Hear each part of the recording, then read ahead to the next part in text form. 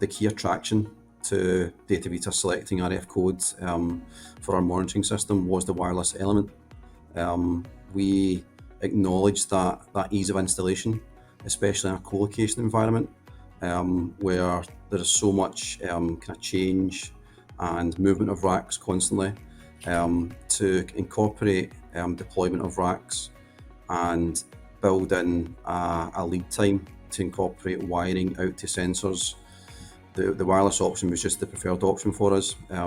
We can literally have those sensors installed within minutes versus hours, and obviously we get the benefit back on that from that kind of utilisation of resource and cost. So that's one of the key benefits from us. On the adds, moves and changes element for colocation as well, that wireless flexibility allows that and just makes that easy for us as well. We're not looking to run fresh cables all the time to enable us moving sensors.